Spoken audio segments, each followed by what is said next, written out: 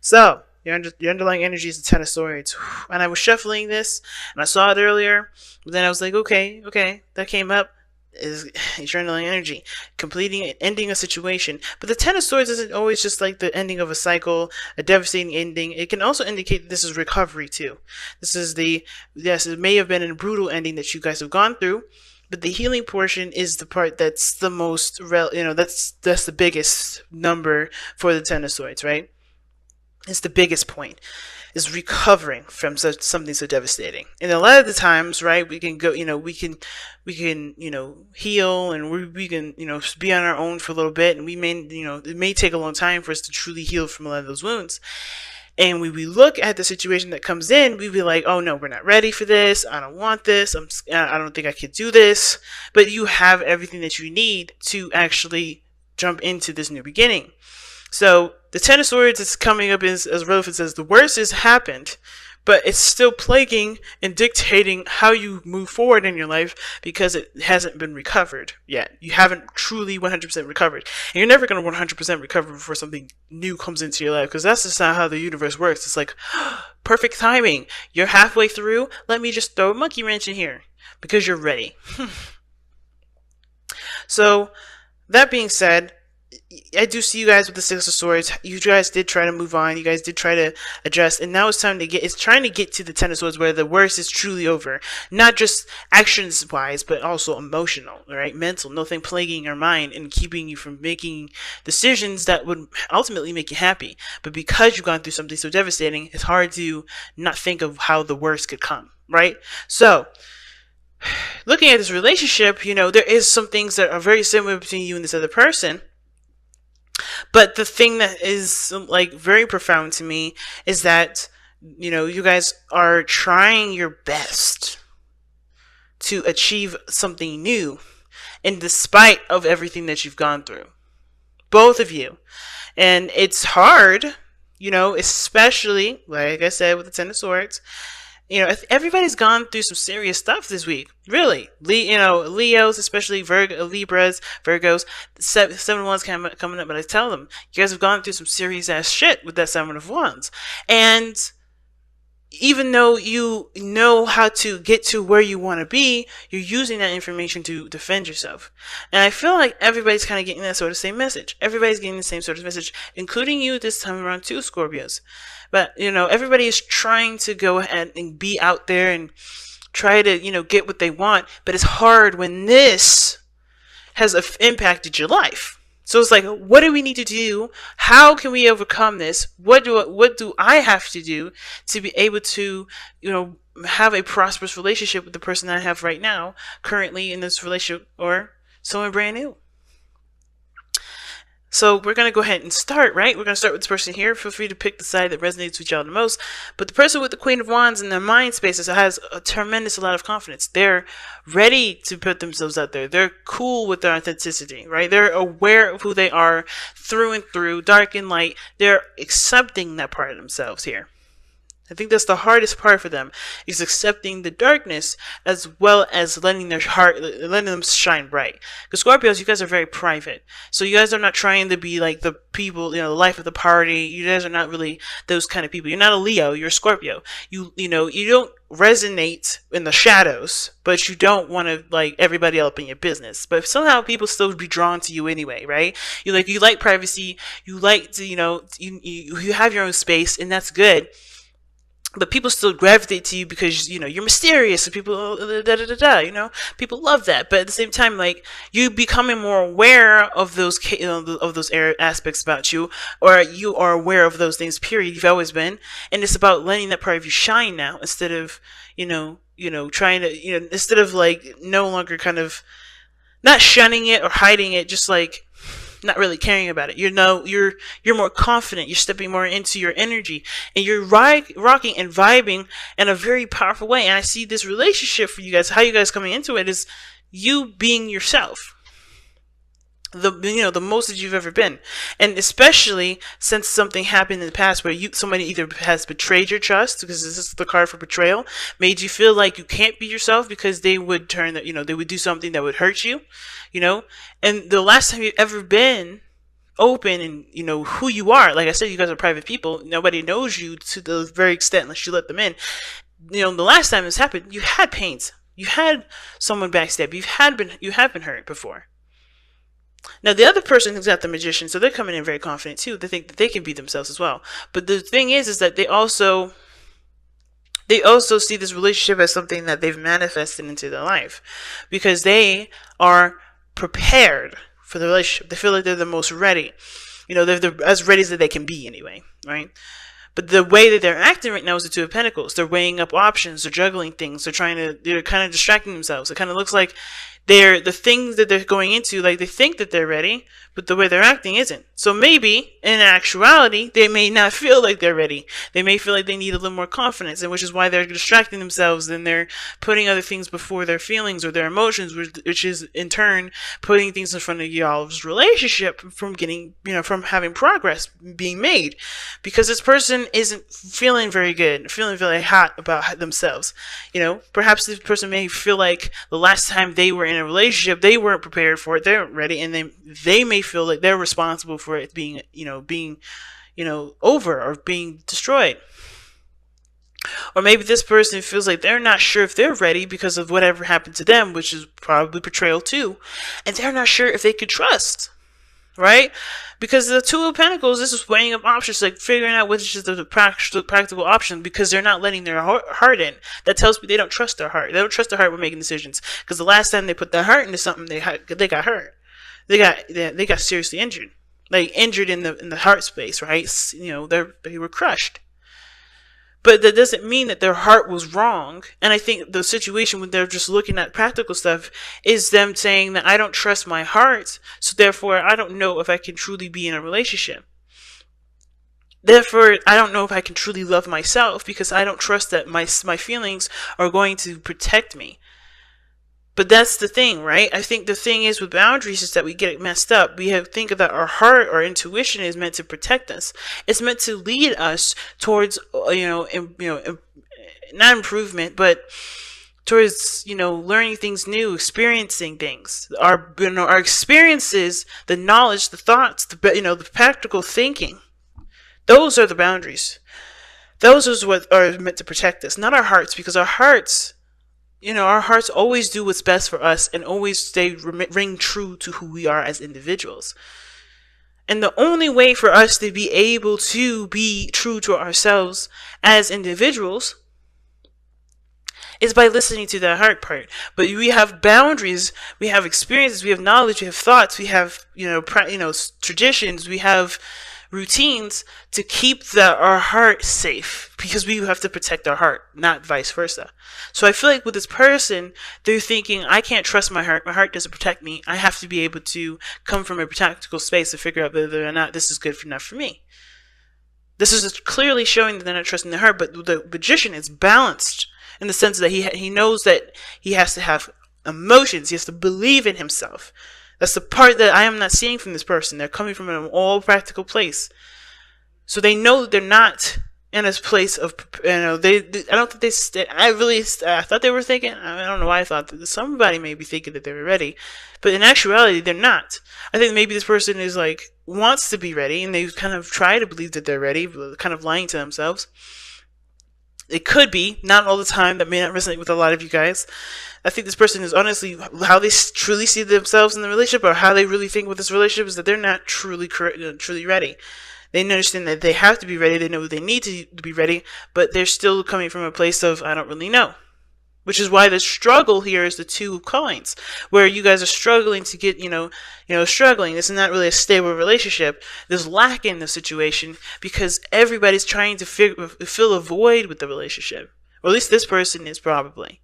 Or perhaps actually, I should take it back. I don't think anybody's trying to fill a void with the relationship. I think everybody's realizing the void that they have, and they don't think they can contribute in the relationship because of that void, when that is not the case. Everybody has everything that you need. You have everything that you need. But it's important to have it for yourself and to be aware of it being there, so that way you can grow as a person. So there is a feeling of lack and not having enough of this. Either that's trust, or feeling like this is feeling supported and feeling stable. because everybody's going through their thing with their emotions at this moment. Because whoever this person is, they're going through some seriously old issues that have hurt them so badly that this is a trigger.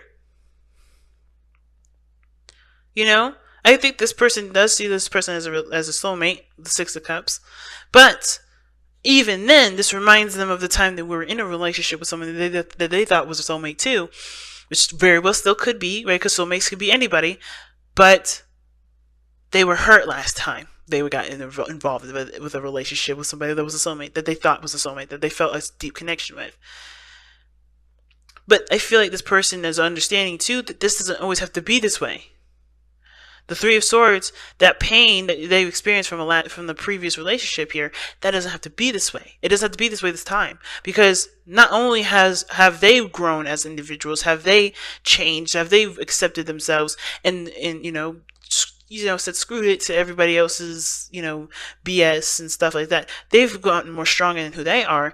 They are recognizing that even though this pain is coming up to remind them of the dangers of being in a relationship, they also understand that they've learned so much and improved so much that this doesn't have to be a reality. That their self-respect, that their love, that their boundaries that they've placed for themselves and for the people around them that they've set up can protect them and can lead them to a place of happiness again. It doesn't ever have to go down this road. It doesn't have to go down this Ten of Swords, Three of Swords road, being badly hurt and feeling betrayed. But this person has to trust their heart again in order for there to be more. In order for them to be able to take this step.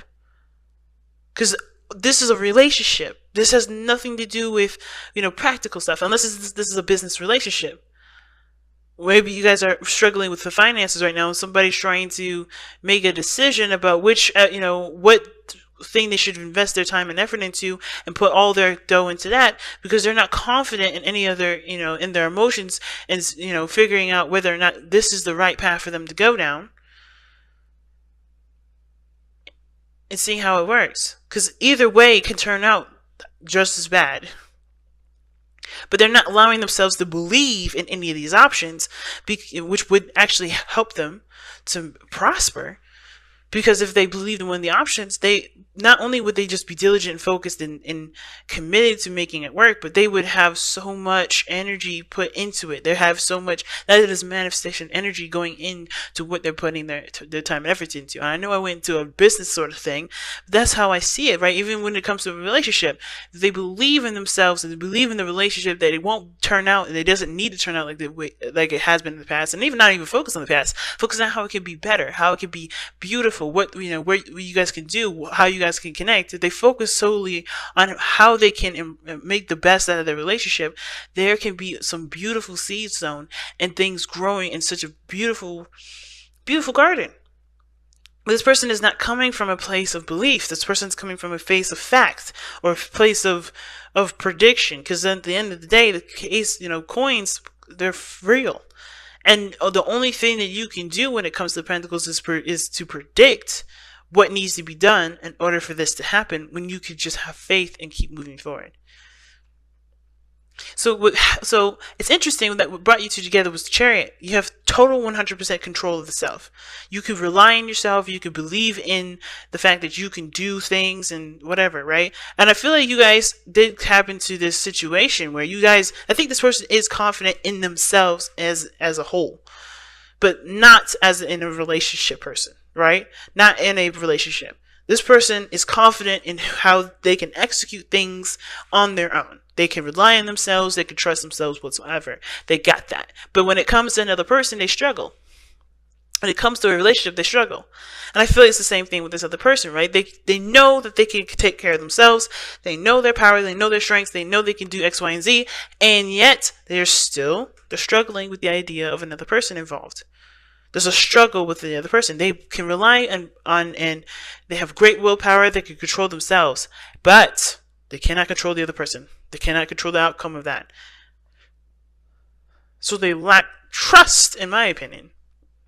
They lack trust that there can be beautiful things that can come from just them focusing on them, making the best out of their situation, the best out of their relationship, and allowing the other person to be the best that they can be too. I think both parties are coming from a good place, at least trying to be, trying to come from a good, from good intentions.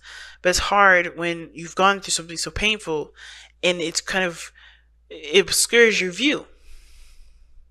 The people, in it may let it obscure your view, because it doesn't always have to be this way. It doesn't always have to end up like that. So let's go and take a look at your whispers of love. Whispers of love, the wisdom of the oracle. Regeneration, that is what I'm talking about. These cards are on point today.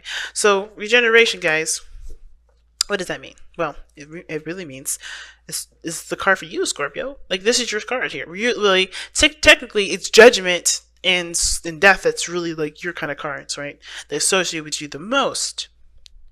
What you give your energy to the most.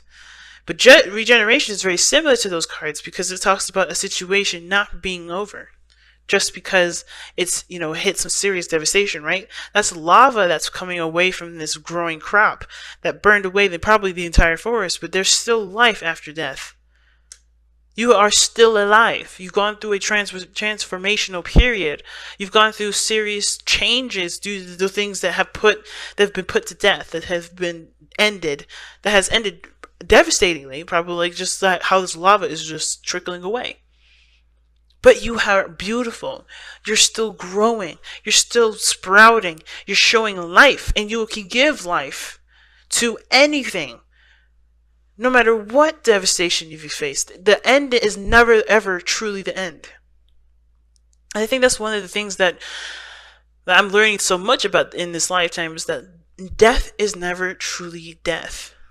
It's just a cycle that we go through that transforms our experience to something different. That transforms us to experience new things, to experience life in the fullest. Because we all go through deaths in our lives.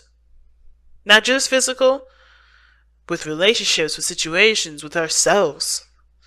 Growth. Think about it.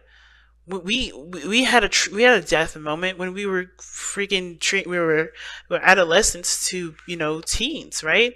We were babies to to growing up to being a teenager. That period where we're 10, like from 9 to 13, we were transitioning to being adults. That weird awkward phase of being a preteen. That's death. We're saying goodbye to that part of ourselves that could imagine crazy things and play outside for long periods of time or whatever, and transitioning to of course, right, what we've adopted from our society and what we learn and know about ourselves. We're transitioning. Everything that we know is coming to an end. But it's also coming to a new beginning, because we have to adjust to what we are and who we are in that moment. And I know I'm using kids as a reference, but think about it. We are always children. No matter how old we are always children, because we are always growing. We are always transitioning. We're always moving with the life. And this is exactly one of those things. This is exactly one of those things. Life does come after death. And it may not, and I don't think in this physical sense, in the sense of like me trying to say like, hey, there's an afterlife after this, or we reincarnate, but more of like, we go through deaths in situations in life all the time. But it's never the end, because we always have to find a new way to sprout our new sprouts, our new saplings rather, and grow that beautiful tree that we've always wanted to see blossom into something beautiful.